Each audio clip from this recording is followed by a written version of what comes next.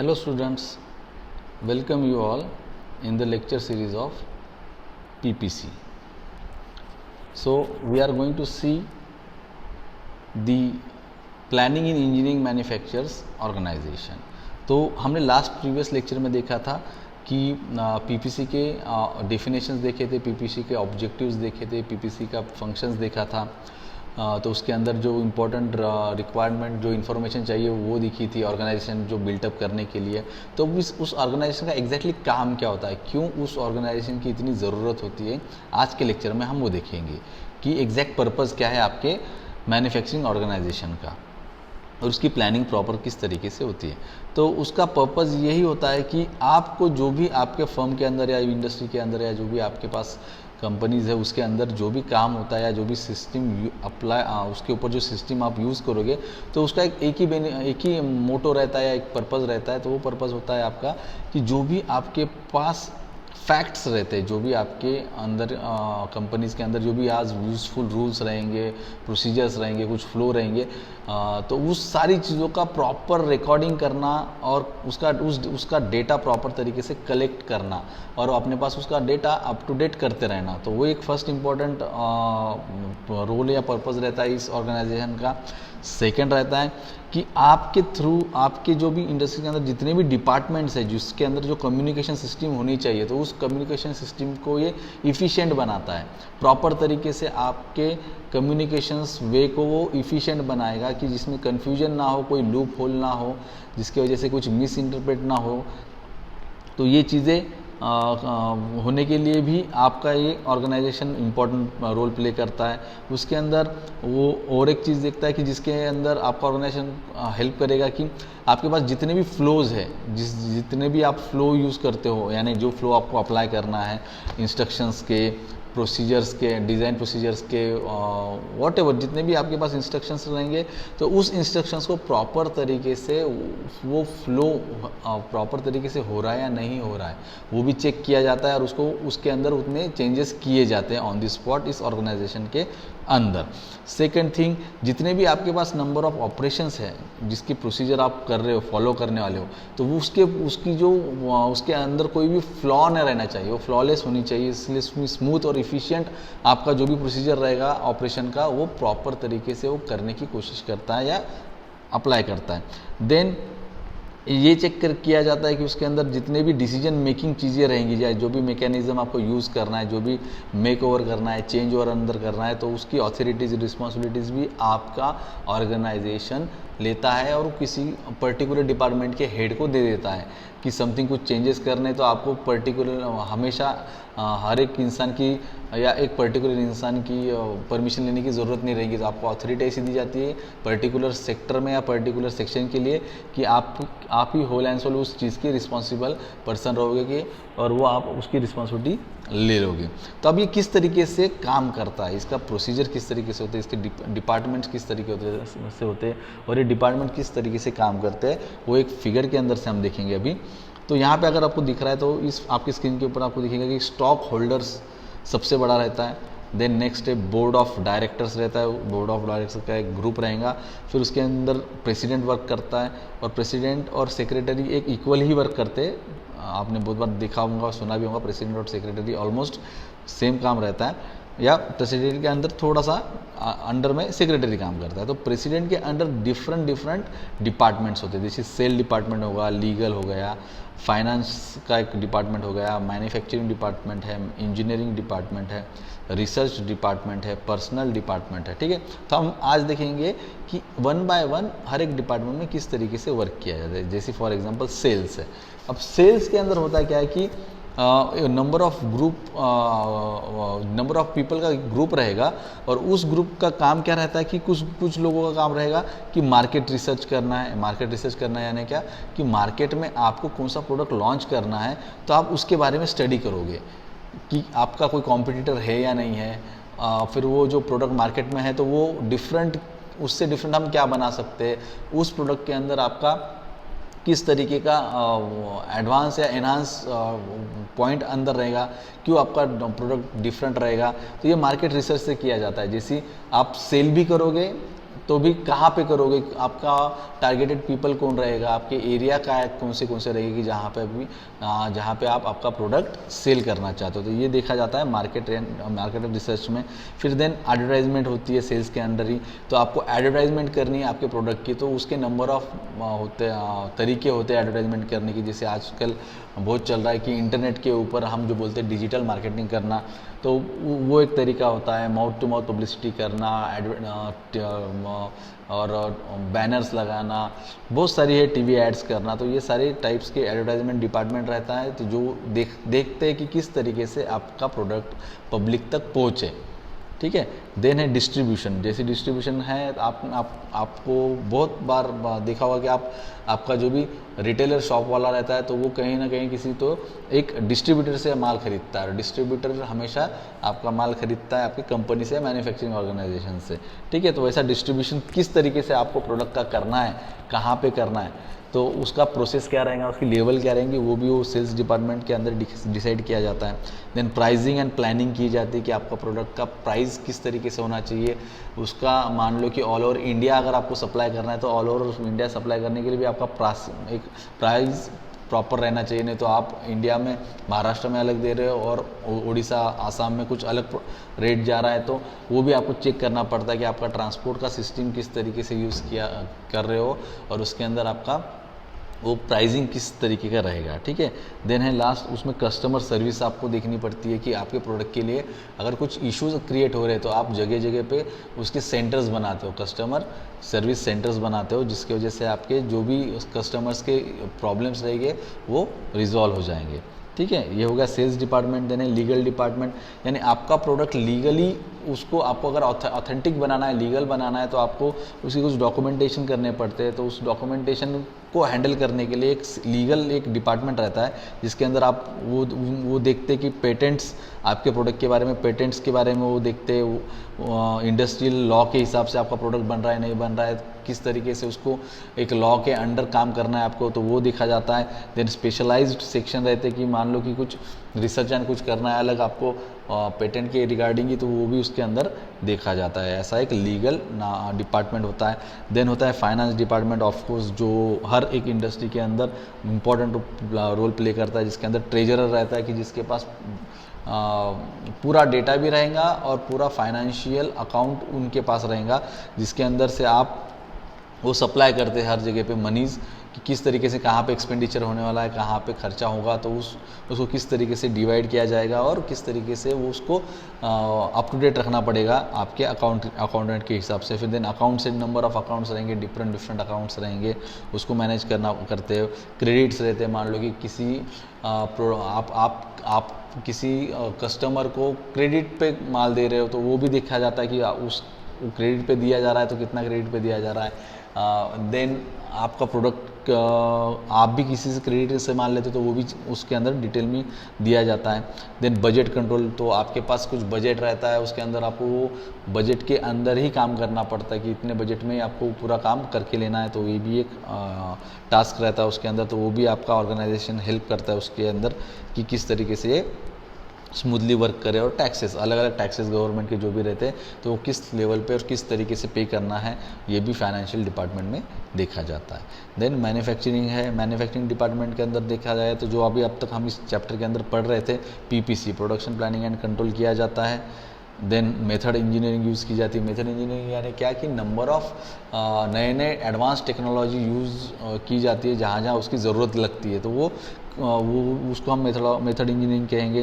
Then building and grounds maintenance and improvement, जहाँ जहाँ आप वर्क कर रहे हो तो वहाँ पे मेंटेनेंस होना ज़रूरी है, तो वहाँ पे कुछ चीज़ें चेंजेस करनी है, कुछ नई बिल्ड करनी है, कुछ पुरानी निकालनी है, तो वो भी उसके अंडर देखा जाता है।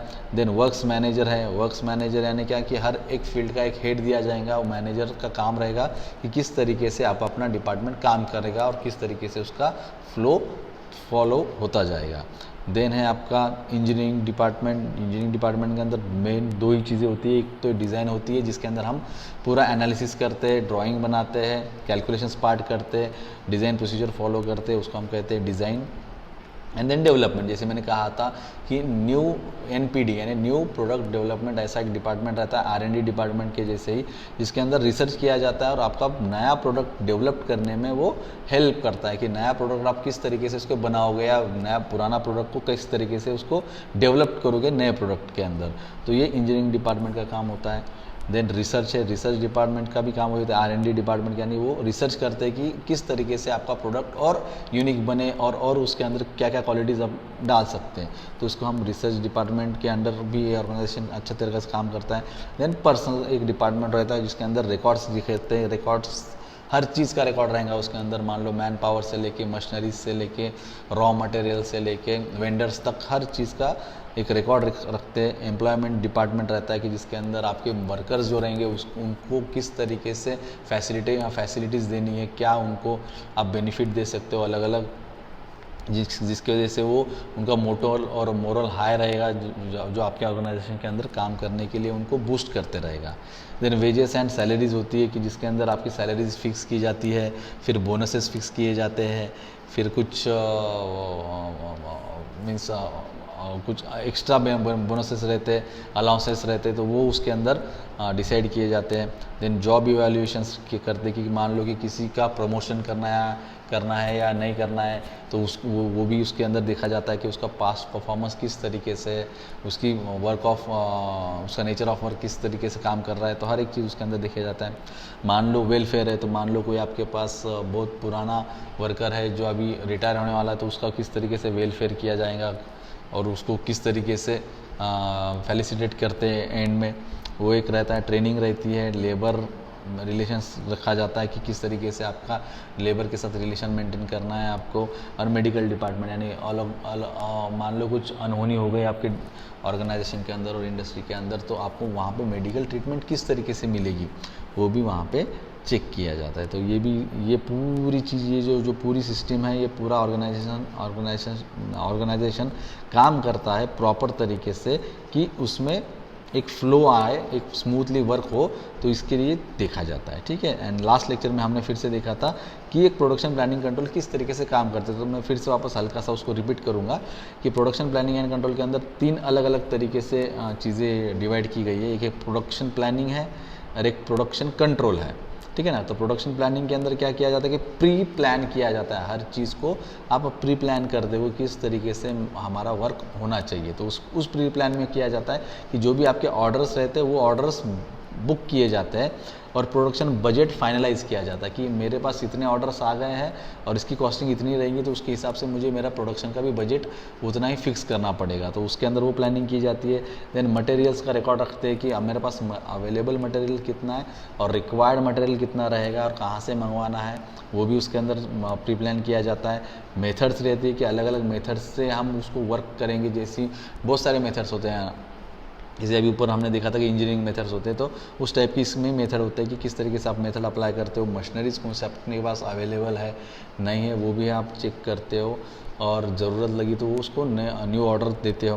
देन टूल एंड जिग्स के डिज़ाइन आप फिक्स करते हो, बनाते हो, नहीं होंगे तो फिर आप उस रिकॉर्डिंग नए बनवा के लेते हो।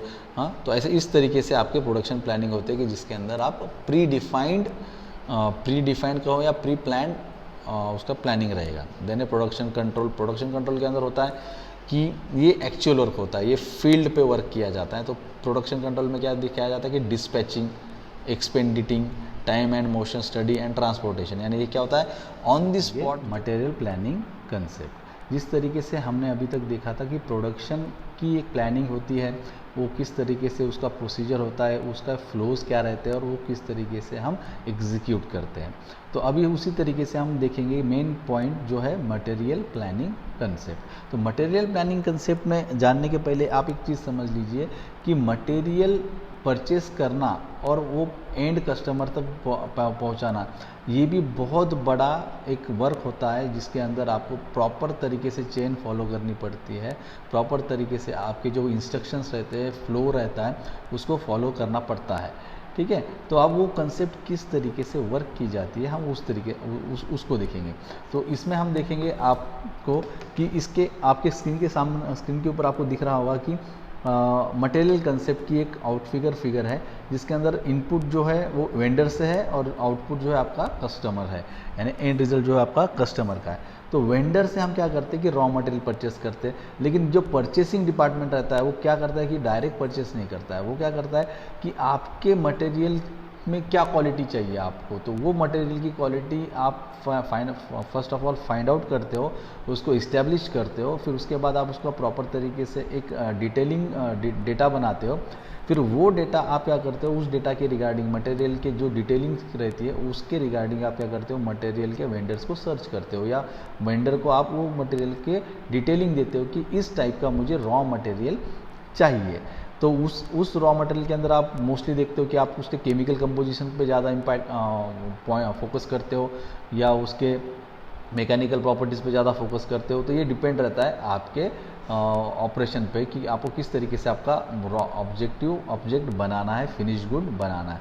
तो उसके बेसिस पे आप आपके रॉ मटेरियल के बारे में डिटेलिंग करते हो और वो डिटेल आप सप्लाई करते हो आपके वेंडर्स को, और वेंडर्स क्या करता है उसी रिक्वायरमेंट के हिसाब से आपको आपका रॉ मटेरियल प्रोसेसिंग करके देता है और आपको वो आपको सप्लाई करता है। ठीक है, तो ये होगा परचेसिंग का पार्ट जो रॉ मटेरियल का है, जो वेंडर से हम परचेस करते हैं। उसके बाद क्या होता है कि उसके बाद हम मटेरियल प्लानिंग एंड कंट्रोल करते हैं। किस तरीके से करते हैं कि जब आपका रॉ मटेरियल आपके पास आएगा तो आप उसको क्या करते हो कि एक जगह पे प्रॉपर तरीके से स्टोर करते हो, और जिस तरीके से आपको उसको प्रोसेसिंग के लिए भेजना है तो आप उसको कन्वर्ट करते हो आप उस प्रोसेस के अंदर कि मुझे आपका जो ये मटेरियल है वो किस प्रोसेस के थ्रू कहाँ पे सप्लाई करना है, जो प्रॉपर तरीके से मुझे उसका यूटिलाइजेशन करना है या यूज़ करना है। तो उसके लिए हम कन्वर्जन प्रोसेस यूज़ करते हैं कि जिसके अंदर हम देखते हैं कि